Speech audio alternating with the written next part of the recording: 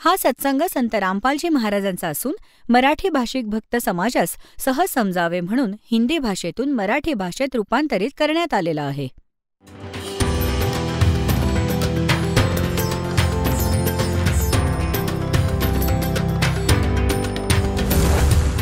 और ज्ञान सब ज्ञान डी कबीर ज्ञान सो ज्ञान और जैसे घोड़ा तोब कायम करता चले मैदान. जगद्गुरु तत्वदर्शी संत रामपालजी महाराजांचे अमृत वचन सर्व पवित्र धर्मांच्या व पवित्र शास्त्रांच्या आधारावर.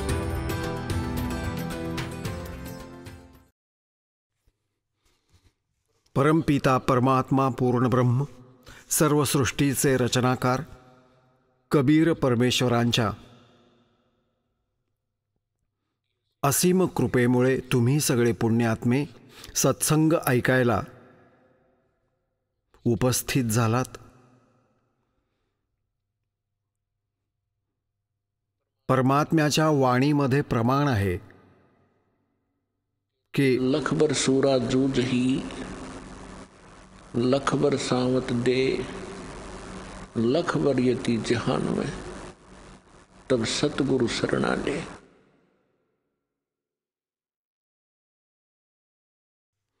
आज तुम्हाला जो समय प्राप्त आहे, आज तुम्हाला जो भक्तिविधी प्राप्त आहे, जसे ते कोणत्याही कारणाने सतलोक आश्रम बरवाला जिल्हा हिसार हरियाणामध्ये पोहोचले आहेत, भले कोणा भावा बहिणीच्या सांगण्याने किंवा कोणी कोणत्या संकटामुळे दुःखी आहे किंवा कोणी ज्ञानाने प्रेरित होऊन इथे पोहोचले आहेत, तर सगळे पुण्यात्मे आहेत. इथे येणे सामान्य आत्म्याला जमणारे नाहीये. जोपर्यंत प्राण्याच्या पूर्वजन्माचे शुभ संस्कार अत्याधिक नसतात, तोपर्यंत तो सद्गुरू प्राप्त करू शकत नाही. आणि सद्गुरू आणि परमात्म्यात अंतर नसते.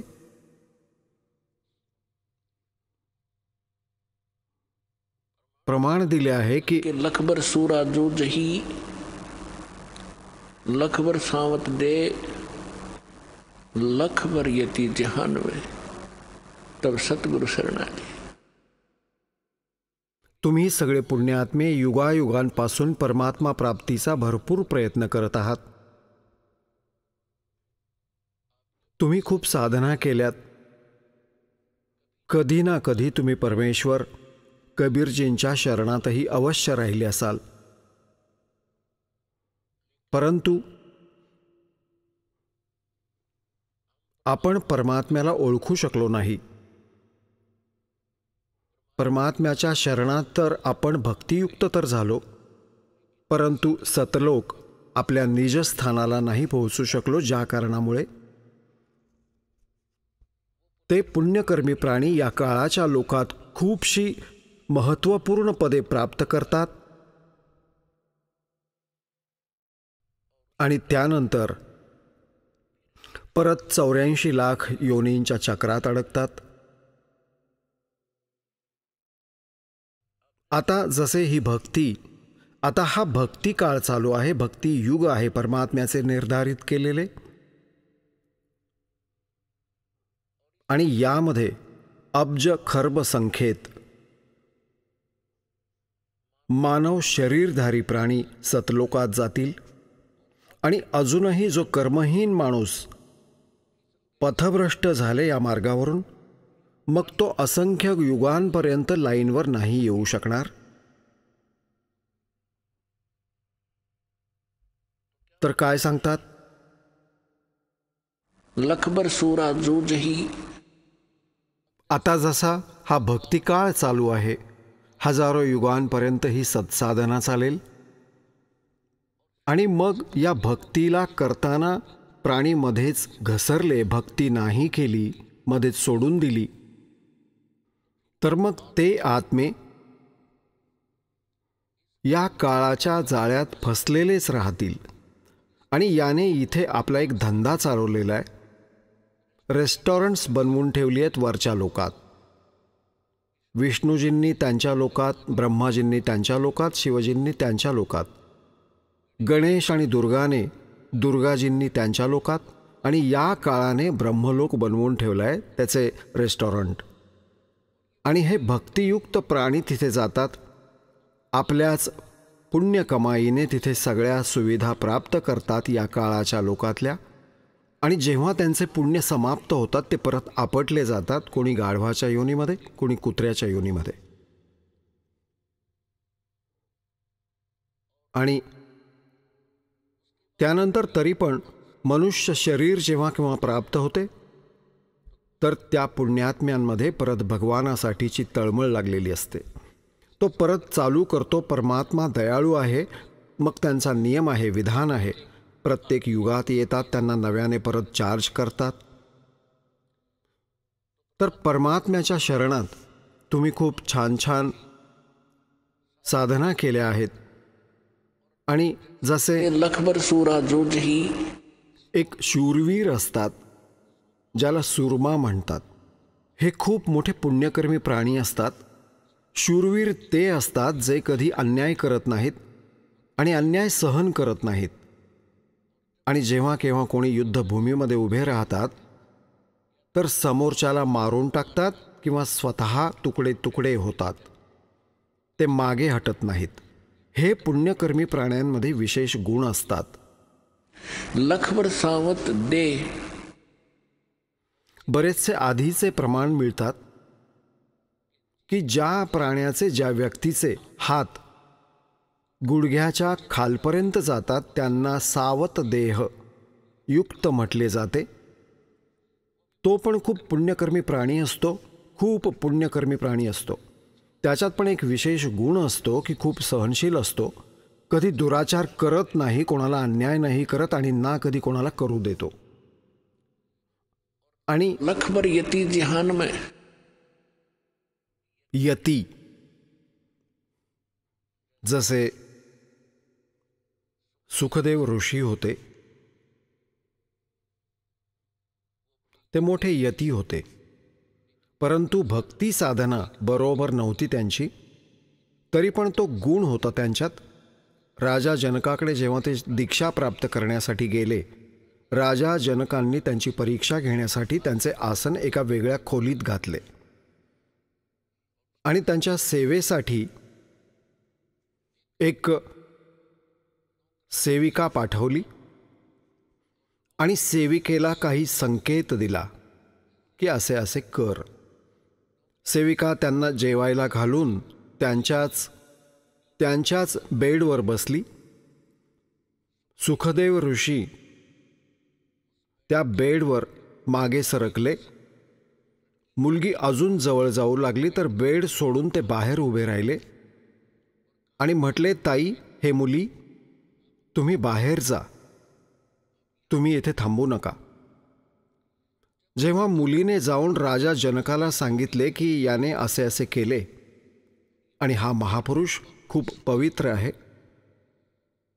तर त्याला यती म्हटले जाते. तर इथे परमात्मा म्हणतात, लखबर सूरा जोजही, लखबर सावत दे और लखबर यती जहान में, तब सतगुरु शरणाटे. तर तुम्ही असे पण होते, नेहमी असेच नाही जसे आज तुम्ही कोणी कोणत्या रोगाने पीडित आहात, कोणी कोणत्या टेन्शनने ग्रस्त आहेत. तुम्ही असे नव्हतात. या कलियुगाने आपले सगळे काम बिघडवले. या काळ भगवानाने आपल्याला भक्तिहीन आणि सुसंस्कारहीन केले.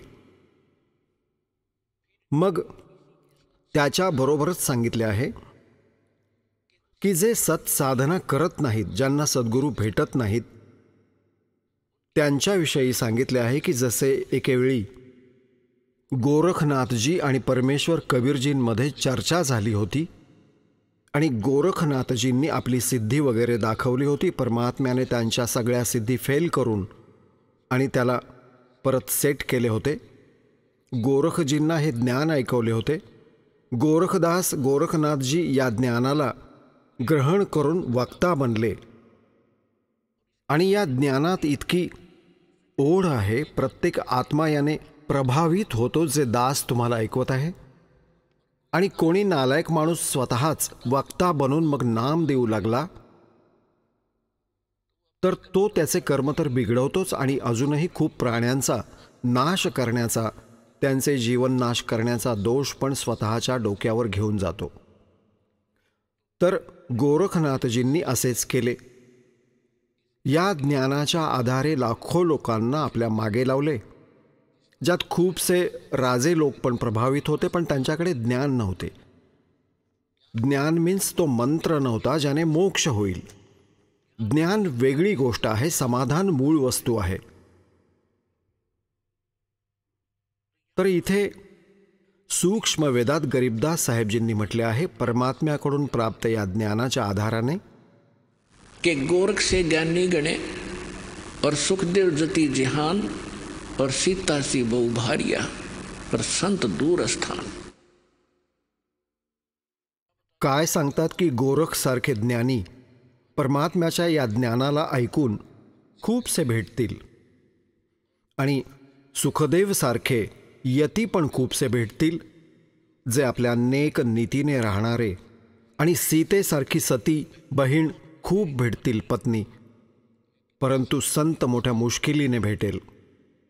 गोरख से ज्ञानी गणे सुखदेव जति जहान और सीता सी बहु भारिया लेकिन संत दूर स्थान. संतांचे घर खूप दूर आहे. तर पुण्यात्म्यांनो, अभिमान नका समजू या दासाचा. आज वर्तमानात तुम्हाला हा संत भेटला आहे. परमात्मा कबीरजींच्या दयेने तुमच्यावर विशेष कृपा केली परमात्म्याने. या कृपेला अखंड सांभाळून ठेवा, बिघडवू नका. बिघडवायला वेळ लागत नाहीत, घडवायला खूप वेळ लागतो.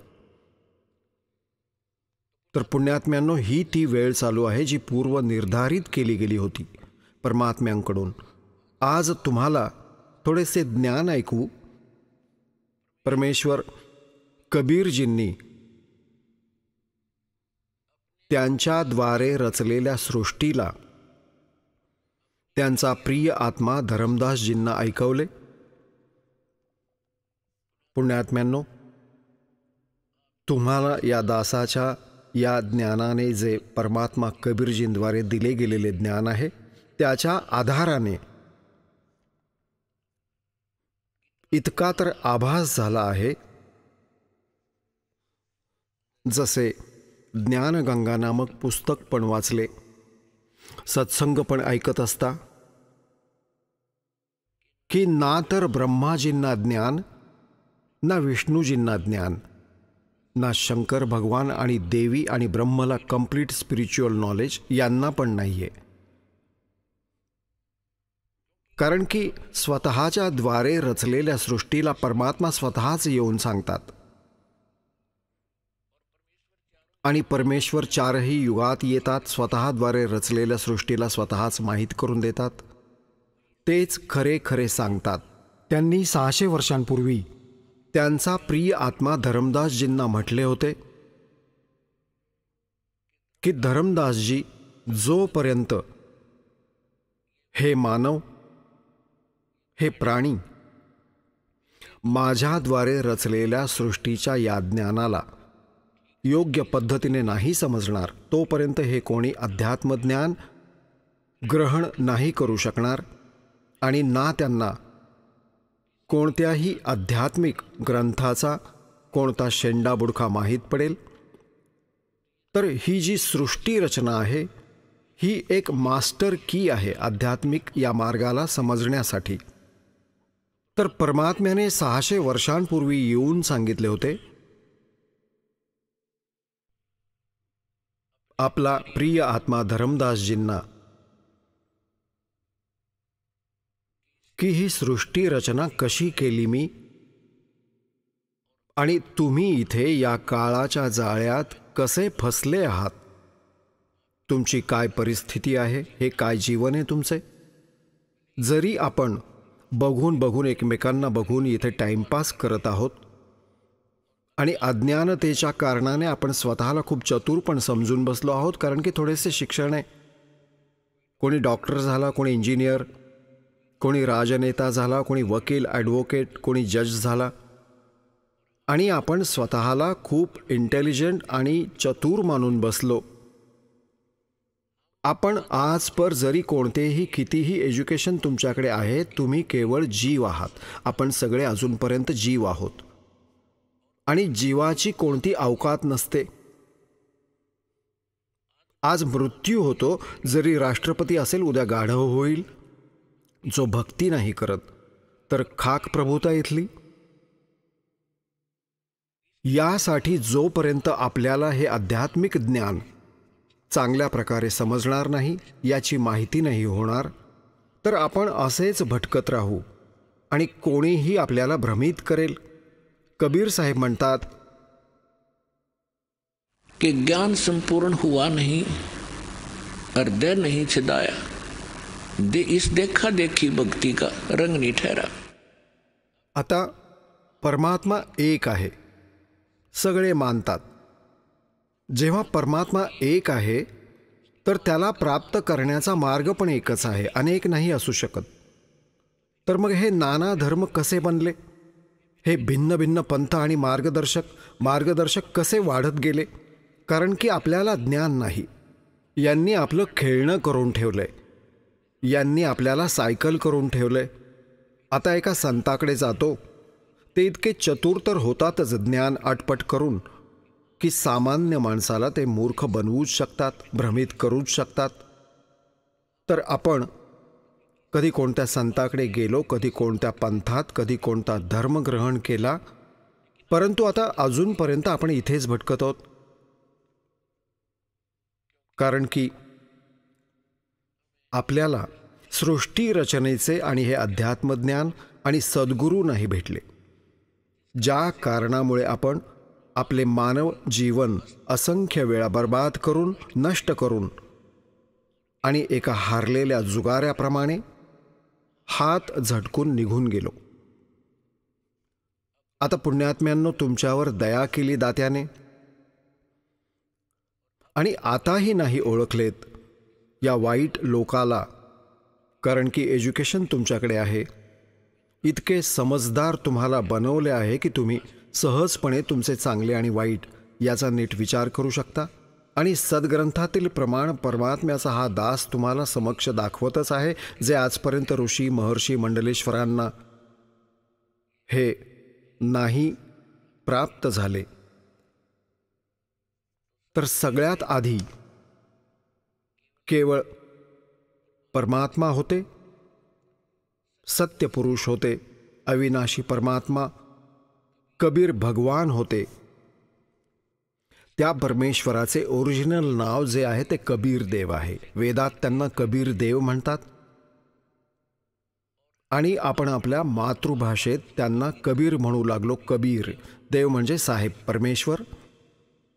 आणि कुराण शरीफमध्ये याच परमात्म्याला अल्लाहु कबीर म्हणतात. अल्लाहु अकबर, अकबीर हा अपभ्रंश शब्द आहे. अल्लाह कबीर आहे. अल्लाह म्हणजे परमात्मा, साहेब, कबीर म्हणजे कबीर. असेच त्या परमात्म्याने सगळ्यात पहिल्यांदा वरच्या अकह लोकाची रचना केली, ज्याला अनामी लोक पण म्हणतात. आणि त्यानंतर परमात्म्याने खालच्या 3 लोकांची अजून रचना केली. आणि प्रत्येक लोकात परमेश्वराने आपलीच भिन्न भिन्न रूपे बनवली. आणि प्रत्येक लोकात एक मोठा घुमट आहे, खूप मोठा सुंदर एक मंदिरासारखे स्थान आहे. त्याच्या मधोमध परमात्म्याने आपले तख्त बनवले आहे, सिंहासन बनवले आहे, त्यावर तो विराजमान आहे. डोक्यावर मुकुट आहे, वरती पांढरे छत्र आहे.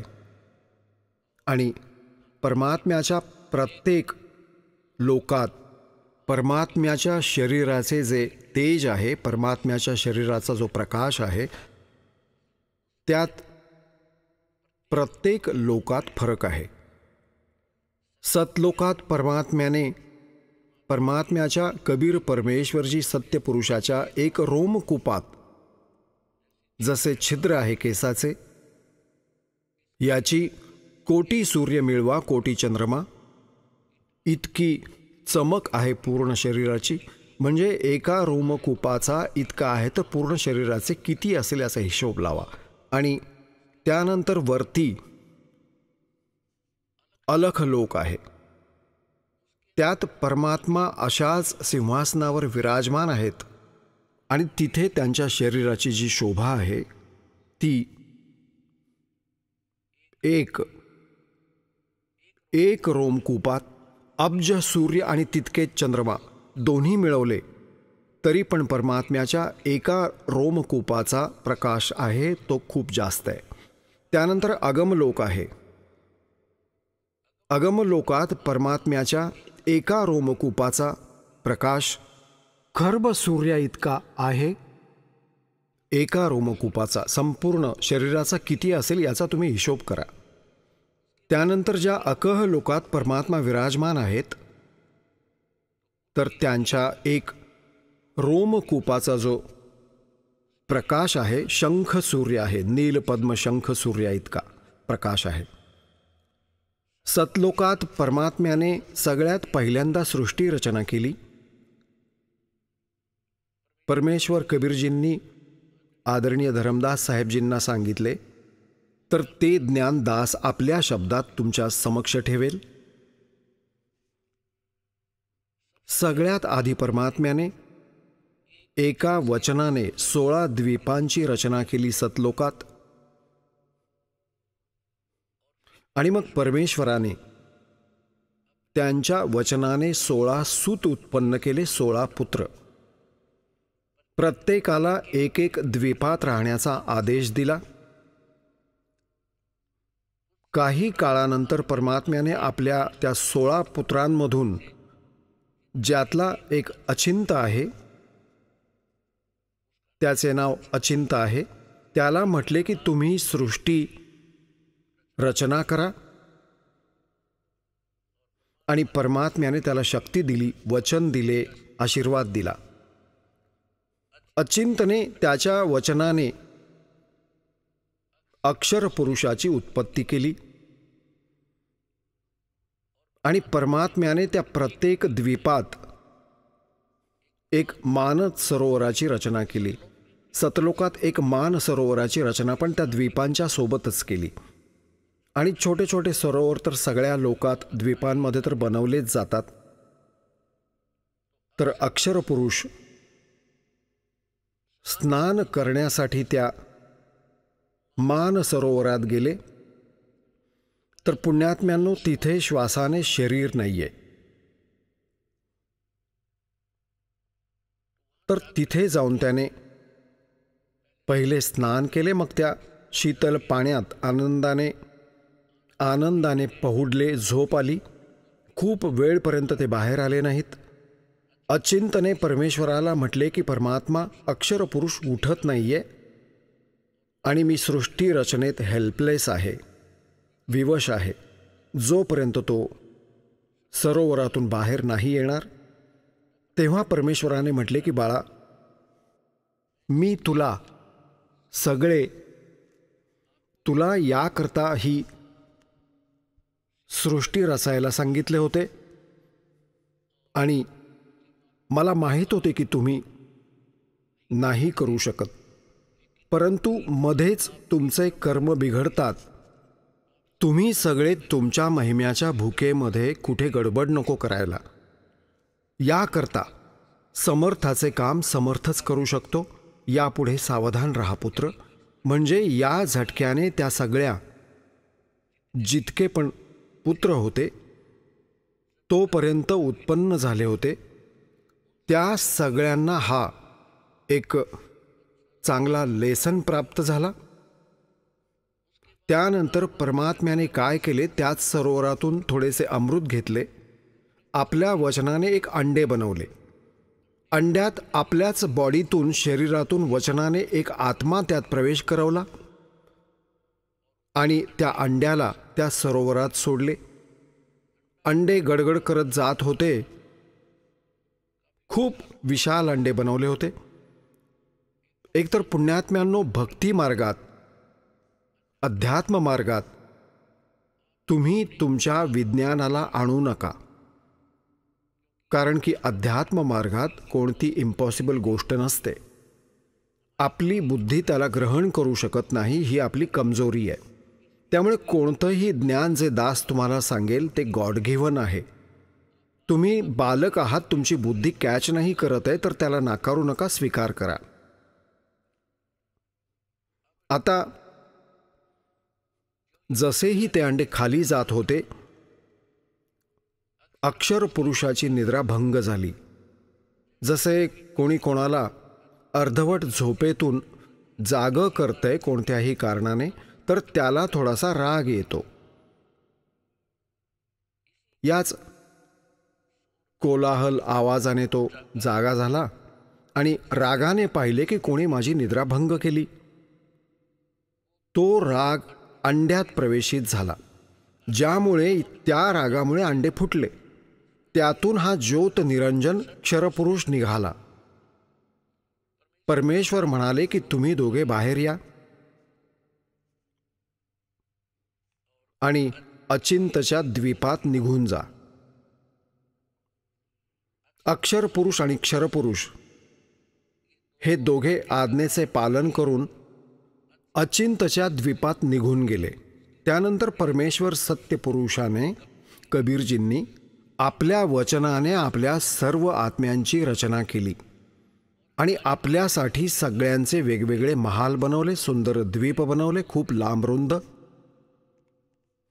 आणि पूर्ण सतलोकाला सदाबहार वृक्षांनी युक्त केले.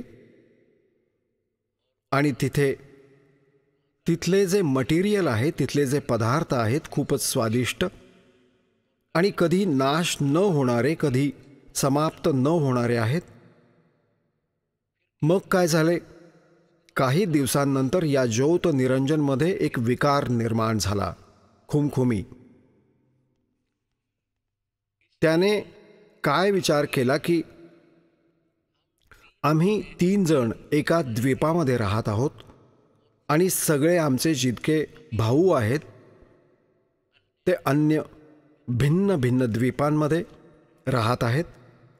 तर त्याने काय आपल्या बुद्धीने विचार केला, त्याने तप चालू केले.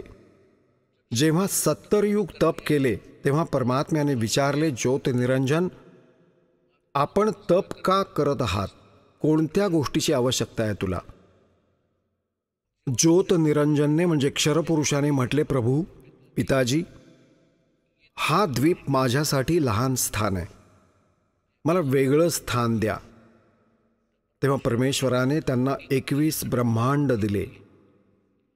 जसे एक धनवान वडील आपल्या मुलाला वेगळे 21 म्हणजे काही प्लॉट देतात असे समजा. त्या 21 ब्रह्मांडांना मिळून हा खूप आनंदी झाला. ते प्लॉट बघून याचा आनंद गगनात मावेना. मग त्याच्या मनात आले, यात काही रचना पण करावी. त्यासाठी मग हा भिकारी याने परत तपश्चर्या केली. जेव्हा 70 युग दुसऱ्या वेळी तपश्चर्या करून झाली तेव्हा परमेश्वराने विचारले की काय मागतोस आता? तू जे मागितले होतेस ते तर दिले तुला. तेव्हा त्याने म्हटले, परमात्मा, हे पिता, काही सृष्टी रचण्याची सामुग्री प्रदान करा, जेणेकरून मी काही रचना करीन. तेव्हा परमेश्वराने, कबीर भगवानाने याला 5 तत्व आणि 3 गुण दिले की आता घे बाळा तू खेळ खेळण्यांशी.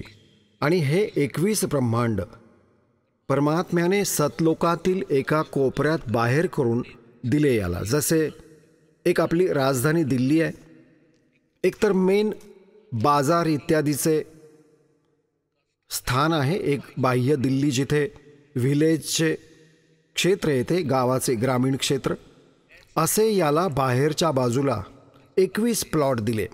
मग त्याने विचार केला की यात काही जीव असावेत. कन्स्ट्रक्शन पण केले आणि एकट्याचे मन नाही लागत, काही आत्मे प्राप्त करीन आणि पुण्यात्म्यांनो, आपण का फसलो इथे? आपण कोणती चूक केली? जेव्हा हा तपस्या करत होता, कधी या एका पायावर उभा राहायचा, कधी दुसऱ्यावर उभा राहायचा. आपण याच्या या अदांवर भाळलो आणि आपण परमात्म्याला विसरून जो सर्व सुख आपल्याला देत होता याच्यावर आसक्त झालो. आणि पुण्यात्म्यांनो, हा रोग आज पण आपल्यात विद्यमान आहे. ज्या रोगाने आपण मार खाल्लेला आहे, जसे एक हिरो किंवा हिरोईन त्यांच्या उदरनिर्वाहासाठी अटपट करतात, ते चटकमटक करतात, कलाबाजी करतात. आणि ही भोळी मुले, युवा वर्ग, त्यांचं नाटक बघून, त्यांची ॲक्टिंग बघून त्यांच्यावर आसक्त होतात. हा माझा फेवरिट हिरो आहे, ही माझी फेवरिट हिरोईन आहे. तर अशी बुद्धी आपली तिथून चालत आली होती. बुद्धिभ्रष्ट झालो होतो आपण. आता इथे कोणी बरवालामध्ये आला, कोणी अभिनेता, या तरुण मुलांची बघा किती गर्दी होईल.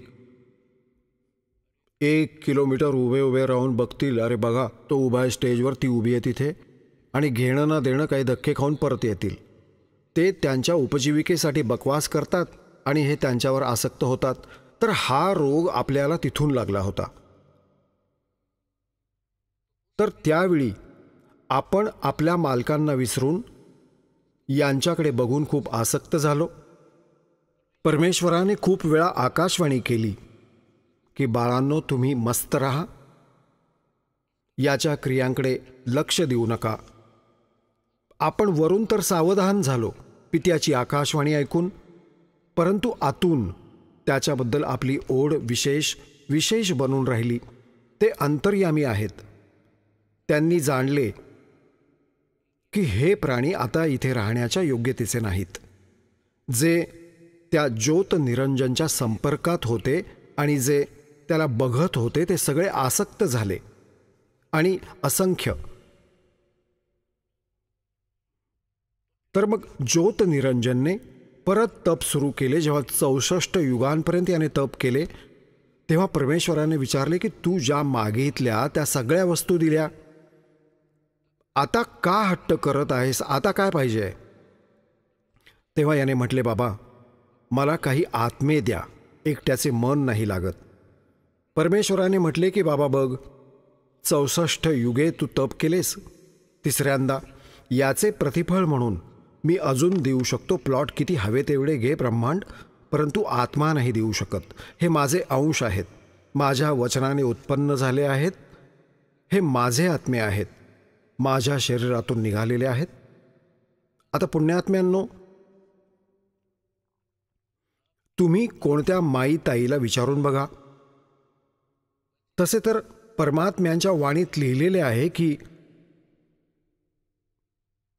पित्याला पुत्र किंवा पुत्री अपत्य खूप प्रिय असते, बालक, परंतु आईला त्या पित्यापेक्षा सुद्धा 100 पट जास्त प्रिय असतात ही मुले. हे स्वाभाविक आहे. तर अशा प्रकारे त्या परमात्म्याचे आपण बालक आहोत. आपण त्यांच्या शरीरातून निघालो आहोत. त्यांचा एक विशेष लगाव आहे आपल्याप्रती, परंतु आपण मुले आहोत. मुलांसारखे बोलणे करत राहतो, परंतु कोणत्याही मुलावर संकट आले तर माता पिता किती दुःखी होतात हे तेच जाणू शकतात. तर सांगायचा मुद्दा हा आहे की जेव्हा त्याने 64 युगे तप केले, तेव्हा परमात्म्याने म्हटले की बाबा आत्मा तर तुला देणार नाही, अजून प्लॉट घे, कितीही ब्रह्मांड घेऊ शकतोस. मग परमात्म्याने म्हटले एक अट आहे, जर कोणता आत्मा स्वतःहून तुमच्याबरोबर जाऊ इच्छित असेल तर तो जाऊ शकतो. तर पुण्यात्म्यांनो, हा काळ भगवान आपल्या जवळ आला. जितके पण इथे मुंगीपासून हत्तीपर्यंत, रंकापासून राजापर्यंत, ब्रह्मा विष्णू महेशपर्यंत आणि दुर्गापर्यंत जितके पण हे देव आहेत, हे सगळे आपण या काळाच्या जाळ्यात तिथे असे अडकलो. हा आपल्याकडे आला आणि आपल्याला म्हणाला. आता बघून त्याला त्याच्या चहूबाजूला उभे राहिले जसे हिरोला बघून गर्दी करून मुलं उभी राहतात. तेव्हा याने म्हटले की मी वडिलांकडून तपश्चर्या करून असे 21 ब्रह्मांड प्राप्त केले आहेत. तुम्ही आमच्याबरोबर याल का? तिथे असे करीन आणि असे तिथे बनवू, असे राहू. तर आपण काय म्हणालो की जर पिताजींनी आज्ञा दिली तर आम्ही यायला तयार आहोत. तर ज्योत निरंजनने परत परमात्म्याला प्रार्थना केली आणि म्हटले की काही आत्मे माझ्याबरोबर यायला तयार आहेत. तुमची आज्ञा इच्छितात. तेव्हा परमात्मा आपल्या जवळ आले आणि आपल्याला विचारले की बाबांनो, सांगा कोण कोण या ज्योत निरंजन क्षरपुरुषाच्या बरोबर याच्या लोकात जाऊ इच्छितात ते हात वर करा. आता आपण वडिलांच्या समोर, कारण की त्यांनी आधीच म्हटले होते की याचं नाटक बघू नका, आपले मस्त रहा, हे याचं कार्य उचित नाहीये. तर आपण खूप जास्त लज्जित झालो आणि मान खाली घालून बसलो. सगळे शांतता पसरली. कोणी काही बोलले नाही. वडिलांच्या समोर कसं हे तोंड उघडणार. तेव्हा परमेश्वराने म्हटले की ज्योत निरंजन, तू तर म्हणत होतास की खूप संख्येमध्ये माझ्यासोबत यायला तयार आहेत. हे तर एक पण नाही बोलत आहे. तेव्हा एक आत्मा उभा राहिला आणि उभा राहून म्हणाला की मला यांच्यासोबत जायचं आहे. आपण विचार केला की कुठे हा एकटाच, हाच आत्मा सगळी मजा उपभोगेल आणि आपण मागे राहून जाऊ. तर एकमेकांचं बघून आपण पण मग दोन्ही हात वर केले, असंख्य. तेव्हा परमात्म्याने म्हटले, ठीक आहे बाबा, ज्यांनी पण तुमच्याबरोबर जाण्याची इच्छा व्यक्त केली आहे त्यांना मी आज्ञा देतो, परंतु मी माझ्या हिशोबाने पाठवीन, असे ठीक नाही. तुम्ही जा तुमच्या लोकात. मग परमात्म्याने सगळ्यात पहिल्यांदा ज्या आत्म्याने उभे राहून सगळ्यात पहिल्यांदा स्वीकृती दिली होती त्याला मुलगी बनवलं आणि तिच्यात आपल्या सगळ्या आत्म्यांना बीज रूपात सूक्ष्म बनवून फीड केलं. आता पुण्यात्म्यांनो, या विज्ञानाने आपल्याला खूप काही शिक्षण प्राप्त होईल. तुम्ही बघता आपल्या शरीरामध्ये आजचे डॉक्टर तुम्हाला सांगतात पण की 1 ग्रॅम रक्तात किती किटाणू असतात.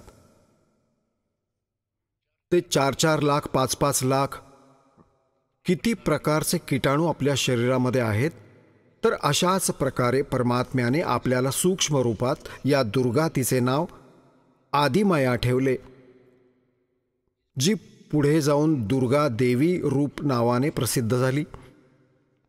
तर आपल्या सगळ्यांना सूक्ष्म रूपात वचनाने दुर्गाच्या आत प्रवेश करून दिला आणि तरुण मुलगी बनवलं आणि तिला परमेश्वराने म्हटलं, मुली, मी तुझ्या शरीरात त्या सगळ्या आत्म्यांना प्रवेश करून दिलाय आणि तुला मी आशीर्वाद आणि वचन दिलंय, शब्दशक्ती दिली आहे. जितके जीव तो ज्योत निरंजन म्हणेल तुम्ही तितकेच नर आणि मादी उत्पन्न करू शकता. आणि तुम्ही जा त्या ज्योत निरंजन क्षरपुरुषाच्या ब्रह्मांडात. त्या मुलीसोबत सगळ्यात पहिल्यांदा जे 16 सुत उत्पन्न केले होते पुत्र, त्यातील एक सहज दास आहे. त्या सहज दासाला त्या मुलीबरोबर पाठवले की तुझ्या बहिणीला आणि तिला ज्योत निरंजनकडे सोडून ये आणि त्याला सांग की या मुलीला वडिलांनी वचनशक्ती दिली आहे, जितके जीव तू म्हणशील ही उत्पन्न करेल. सहजदासजींनी आज्ञेचे पालन केले. आपल्या बहिणीला घेऊन तिथे पोहोचले. ज्योत निरंजनला जे पण वडिलांनी सांगितले होते ते सगळे, ती वाणी, सगळे वचन, ती आज्ञा ऐकवली आणि म्हटले की या मुलीच्या, बहिणीच्या शरीरात ते सगळे आत्मे आहेत जे तुझ्याबरोबर यायला इच्छुक होते आणि हिला वचन देऊन ठेवले आहे, ही जितके तू नर आणि मादी म्हणशील तितकेच उत्पन्न करेल. जोगजीत तिथे सोडून आपल्या बहिणीला परत आला. आता तरुण असल्यामुळे मुलीचे रंगरूप चमकत होते. आता पुण्यात्म्यांनो, हा रोग पण इथल्या प्रत्येक प्राण्यात तिथूनच लागला होता. एकट्या मुलीला बघून त्या काळाच्या मनात मोठा दोष उत्पन्न झाला.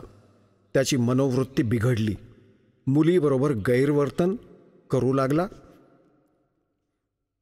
दुर्गाने तिच्या प्रतिष्ठेच्या रक्षणासाठी खूप विनंती केली आणि खूप सारे एक्झाम्पल्स पण सांगितले की ज्योतिनिरंजन, विचार कर, वडिलांनी दिलेली वचनशक्ती माझ्याजवळ आहे आणि जितके जीव तू म्हणशील मी उत्पन्न करीन. तू माझ्यावर हा जुलूम करू नकोस, गैरवर्तन करू नकोस, ही गृहस्थसृष्टी चालू करू नकोस. आणि बघ, पहिले तू अंड्यातून उत्पन्न झालास वडिलांच्या वचनाने, त्यांचाच आत्मा आहेस तू आणि त्यांच्याच वचनाने मी उत्पन्न झाले आहे. तू माझा मोठा भाऊ आहेस, मी तुझी छोटी बहीण आहे आणि भावा बहिणीचे हे वर्तन मोठ्या पापाचे कारण असते. तू असा जुलूम करू नकोस. परंतु त्याने एक नाही ऐकले आणि मर्यादेच्या पुढे गेला गैरवर्तन करताना आणि म्हटले की इथे तू व मी आहे, अजून दुसरं कोणी नाही येऊ शकत.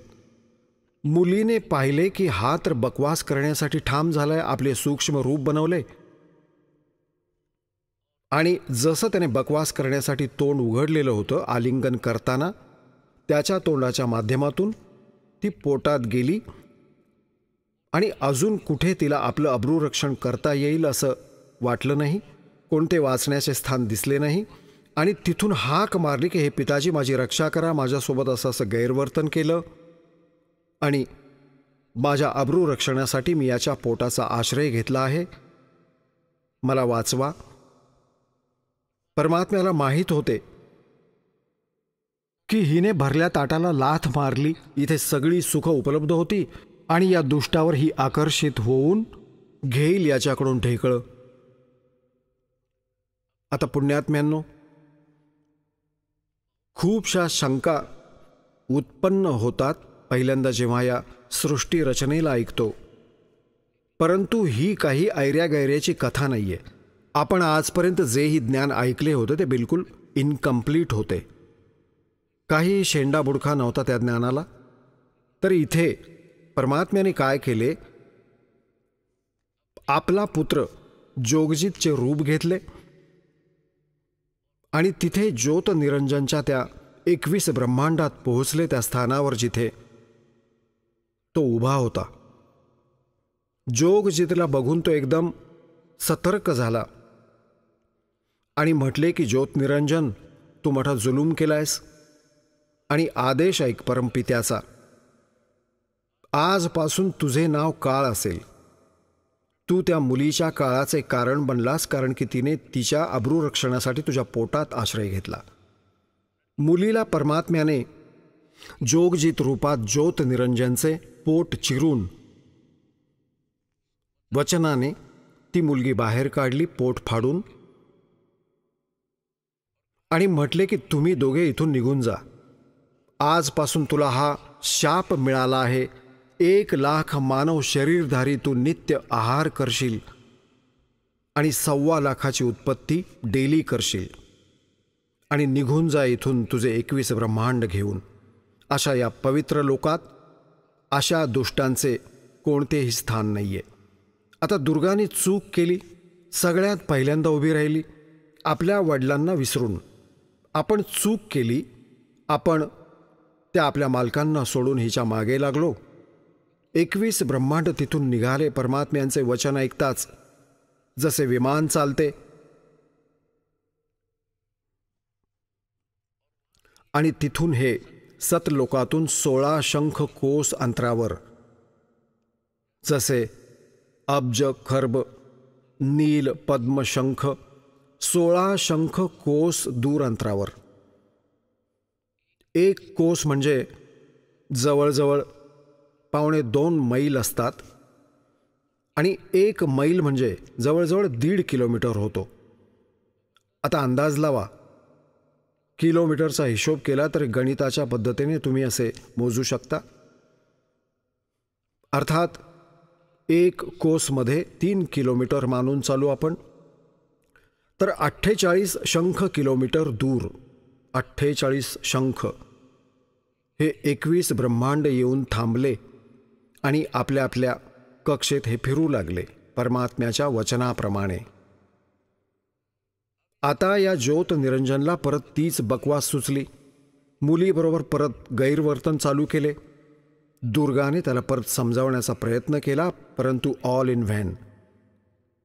मुलीने म्हटले की बघ ज्योत निरंजन, आधी तू माझा मोठा भाऊ, मी तुझी छोटी बहीण, आणि दुसरं मी तुझ्या पोटातून बाहेर आले, तुझी मुलगी झाले. कोणत्या तरी नात्याची लाज राख. परंतु त्याने एक नाही ऐकले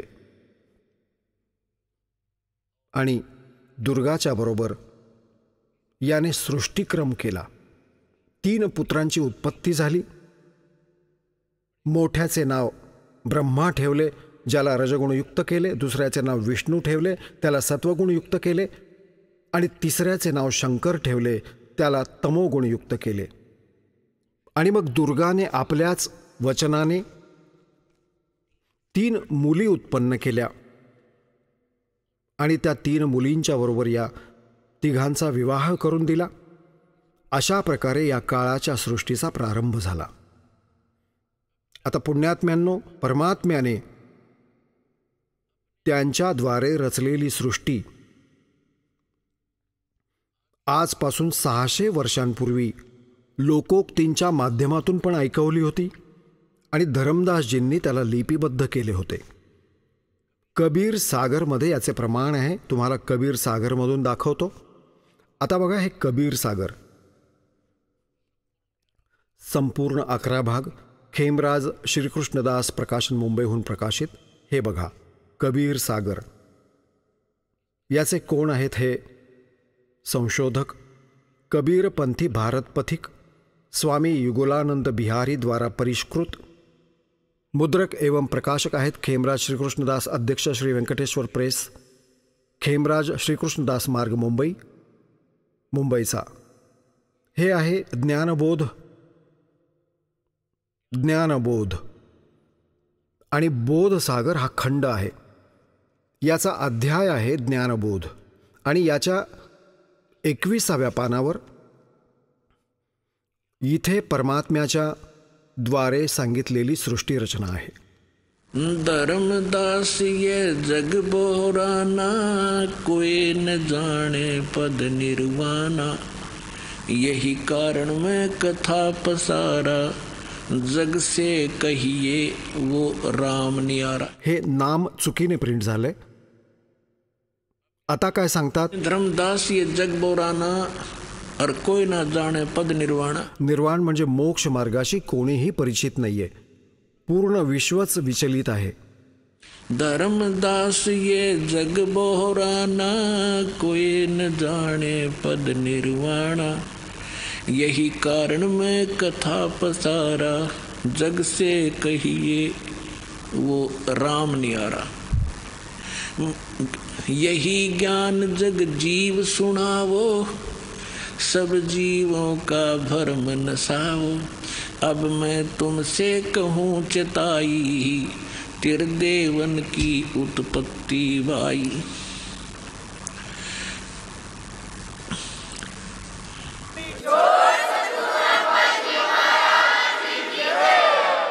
चला आता आपण त्या श्रद्धाळूंचे अनुभव जाणून घेऊया ज्यांनी जगद्गुरु तत्वदर्शी संत रामपालजी महाराज यांच्याकडून दीक्षा प्राप्त केलेली आहे, तसेच त्यांच्याद्वारे सांगितलेल्या भक्ती मार्गावर चालत आहेत. नमस्कार. नमस्कार. आपलं नाव? मंगेश अनिल सोनी. आपण कुठून आलात? पिंपरी चिंचवड, पुणे. आपला व्यवसाय काय आहे?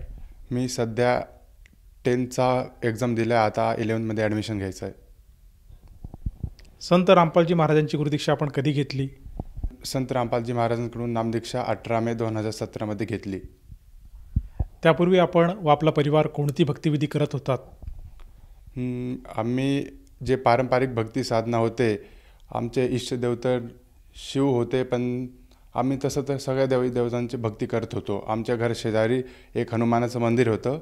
कधीतरी आम्ही सकाळी सकाळी अंघोळ करून त्यांच्या मूर्तीवर पाणी घालायला जायचो. हेच आम्ही पारंपरिक भक्ती साधना करत होतो. जसं तुम्ही सांगत आहात की आपण महाराष्ट्रामध्ये जी प्रचलित भक्ती साधना आहे, देवी देवतांचे पूजन करणे आणि व्रतवैकल्य करणे, ह्या साधना आपण करत होतातच. तर मग आपण संत रामपालजी महाराजांच्या मार्गाकडे का वळालात? आम्ही गावाकडे गेलो तर तिथे आमच्या घराबाहेर एक झाड होतं. आम्ही उन्हाळ्याचा दिवस होता, रोज आम्ही झाडाखाली बसायचो. तर असं एक दिवस संत रामपालजी महाराजांचे शिष्य आले पुस्तक सेवा करत करत. तर ते म्हणाले आम्हाला, तुम्ही पुस्तक घ्या, खूप छान ज्ञान आहे याच्यात, वाचा. माझ्या मोठ्या बहिणीला आधीपासून भक्ती मार्गामध्ये इंटरेस्ट होता. ती म्हटली घ्या, मला वाचायचं आहे. तिच्यामुळे माझ्या मम्मीने घेतला आणि मग आम्ही जेव्हा पुण्याला आलो तेव्हा तिने ते पुस्तक वाचायला सुरुवात केली. मग 2-3 महिने वाचले. मग त्याच्यानंतर तिला तो ज्ञान समजला, आवडायला लागला. ती मग सत्संग बघायचं पण सुरुवात केली संत रामपालजी महाराजांचं. मग तिचं बघून बघून आम्ही पण तसं बघायला लागलो. आम्ही पण 1-1.5 वर्ष बघितले सत्संग संत रामपालजी महाराजांचे. आम्हाला पण समजलं ज्ञान. मग आम्ही पुढच्या वर्षी गावाला जाऊन तिथून हरियाणात जाऊन आम्ही नामदीक्षा घेतली. सर, जसं तुम्ही सांगत आहात की संत रामपालजी महाराजांचे जे अनुयायी आहे हे आपल्या घरी आले होते संत रामपालजी महाराजांचं लिखित ज्ञानगंगा पुस्तक घेऊन, आणि त्या ज्ञानावर आपण आकर्षित झालात आणि संत रामपालजी महाराजांचे सत्संगसुद्धा आपण ऐकलेत, आणि त्यानंतर आपण संत रामपालजी महाराजांच्या शरणात आलात. तर जेव्हा आपण ही सद्भक्ती स्वीकारली त्यानंतर आपल्याला आपल्या आयुष्यामध्ये काही चेंजेस, काही बदल किंवा काही अनुभव आलेत का? हो, सर्वात मोठा लाभ तर मला हा झाला की मला खरा भक्ती मार्ग मिळाला. भक्ती म्हणजे काय मला माहीतच नव्हतं. माझे आजोबा लहानपणापासून मला सांगायचे की मांसाहार नको करू, खूप पाप लागतं, आपल्यासारखे जीवच असतात, त्याच देवाने त्यांना पण बनवलं आहे आणि आपल्याला पण बनवलं आहे, पण हे करणं चुकीचं आहे. पण आम्ही काय ऐकत नव्हतं. त्यांचे खूप म्हणणं आम्ही ऐकलंच नाही. पण जेव्हा आम्ही संत रामपालजी महाराजांकडून नामदीक्षा घेतली तेव्हापासून आमचं बघायचं पण मन करत नाही मांसाहार, खायची तर गोष्टच वेगळी आहे. आणि दुसरा लाभ तर मला हा झाला की जेव्हा आम्ही गावाकडून हरियाणाला निघालो संत रामपालजी महाराजकडून नामदीक्षा घेण्यासाठी, तर रस्त्यामध्येच माझं पोट दुखायला लागलं, खूप जोरात दुखायची सुरुवात झाली. मग आम्ही रस्त्यामध्येच थांबून मेडिकलवरनं गोळी घेतली. तेव्हा एक गोळी खाल्ली मी. मग जेव्हा आम्ही निघालो हरियाणाला तेव्हा रस्त्यात मग दुसरी गोळी घेतलीच नाही मी. नामदीक्षा घ्यायला अगोदरच एक गोळी घेतली, त्याच्यानंतर परत मी एक गोळी पण नाही खाल्ली. माझं पोट दुखणं बंद झालं. दुसरा लाभ झाला. आणि तिसरा लाभ, माझी छोटी बहीण, तिला अचानकमध्ये हृदयाला त्रास व्हायला लागला. मग मम्मी पापा माझे तिला घेऊन गेले दवाखान्यात. मग तिथं डॉक्टरने सांगितलं तिच्या हृदयात होल आहे. मग तिचं काय ऑपरेशन वगैरे करायला सांगितलं त्यांनी. पण आम्हाला विश्वास होता आमच्या संत रामपालजी महाराजांवर. आम्ही काय त्याच्या पुढं तिचा काय उपचार वगैरे केला नाही आणि संत रामपालजी महाराजांकडे प्रार्थना केली. मग तिथून आला की कबीरदेव दया करेंगे, टेन्शन मत लो. मग आम्ही काय ते ऐकून आम्ही पुढं काय उपचार केला नाही. आजपर्यंत ती एकदम स्वस्थ आहे, तिला काहीच त्रास नाही, कसलाच त्रास नाही आहे. जसं तुम्ही सांगत आहात की आपली जी बहीण आहे तिला हृदयामध्ये छेद होतं, तर तेव्हा तिला डॉक्टरांनी सांगितलं की हिचं ऑपरेशन करावं लागेल, परंतु आपण कुठल्याही प्रकारचे औषधोपचार आजच्या घडीला करत नाहीत.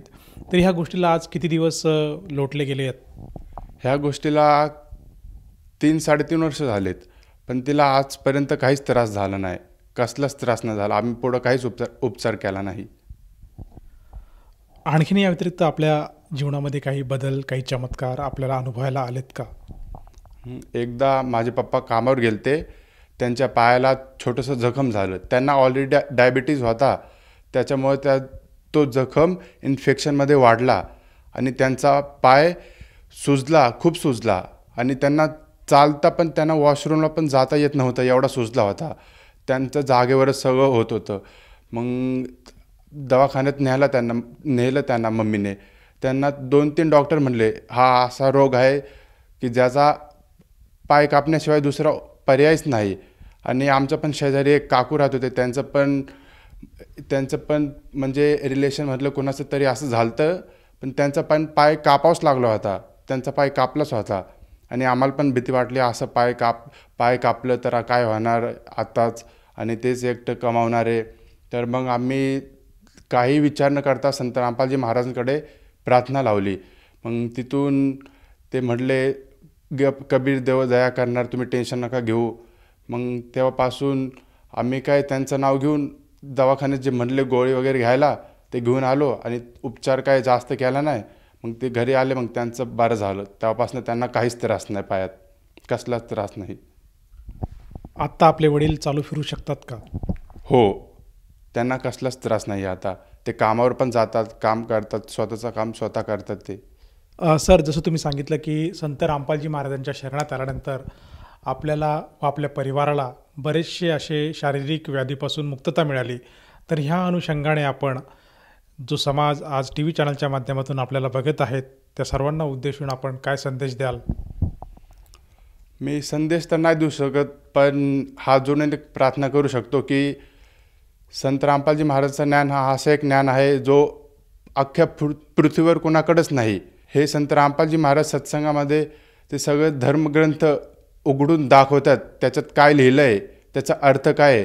जे आत्तापर्यंत आपले पूर्वज वाचत आले त्यांना त्याचा अर्थही कळाला नाही, ते समजून सांगतात, बोट ठेवून ते दाखवतात, हे इथं लिहिलं आहे, या श्लोकमध्ये लिहिलं आहे, त्याचा अर्थ समजून सांगतात. आणि त्यांच्यासारखं ज्ञान अख्ख्या पृथ्वीवर कोणत्याच संताकडे नाही आहे. ते एकमेव संत आहे ज्यांच्याकडून आपण नामदीक्षा घेऊन आपलं मोक्ष होऊ शकतं, अन्यथा कोणाकडेच अशी भक्ती नाही. सर, जसं तुम्ही सांगत आहात की आजच्या घडीला संत रामपालजी महाराज हे एकमेव संत आहेत की ज्यांच्याकडनं जर साधकाने अनुग्रह घेतले तर तो दुःखापासून मुक्त होतो आणि त्याला कुठल्याही प्रकारचं शारीरिक व्याधी किंवा कुठल्याही प्रकारचं दुःख त्याच्या वाट्याला येत नाही. तर अशा अनुषंगाने जर एखाद्या साधकाला वाटलं की आपणसुद्धा संत रामपालजी महाराजांची नामदीक्षा किंवा गुरुमंत्र घ्यावा, तर ती व्यक्ती संत रामपालजी महाराजांची गुरुदीक्षा कशी घेऊ शकेल? आजकाल संत रामपालजी महाराजांचं ज्ञान खूप सोशल मीडिया, टी व्हीवर सत्संग, खूप 10-12 चॅनल्स आहेत, त्यांच्यावर त्यांचा सत्संग येतो. खाली एक पट्टी येते, त्याच्यावर फोन नंबर येतो, तुम्ही त्या फोन नंबरवरनं ऑर्डर करू शकता. सोशल मीडियावर खूप आता चॅनल्स आहेत, ट्विटरवर, इंस्टाग्रामवर, यूट्यूबवर तुम्ही सत्संग पाहू शकता व ऑर्डर करून तुम्ही पुस्तक निःशुल्क घरी प्राप्त करू शकता. जसं तुम्ही सांगत आहात की आज सोशल मीडियावर बहुसंख्य प्लॅटफॉर्मवर संत रामपालजी महाराजांची माहिती, त्याचप्रमाणे सत्संग उपलब्ध आहेत आणि साधक त्या माहितीद्वारे संत रामपालजी महाराजांपर्यंत पोहोचू शकतो आणि त्यांची नामदीक्षा घेऊ शकतो. तर मला असं विचारायचं आहे की हे जे काही नामदीक्षाची प्रोसेस आहे, या प्रोसेससाठी त्या साधकाला किती पैसे मोजावे लागतात? 1 रुपये पण नाही, निःशुल्क प्रोसेस आहे. त्यांच्याकडे तुम्हाला 1 रुपये पण द्यावा लागणार नाही. प्लस तुम्ही नामदीक्षा घेतल्यावर तुम्हाला एक छोटंसं पुस्तक, माळ व मंत्र जाप करण्याचं एक फोटो हे तुम्हाला निःशुल्क भेटणार, फ्री ऑफ कॉस्ट. धन्यवाद. धन्यवाद सतसाहेब.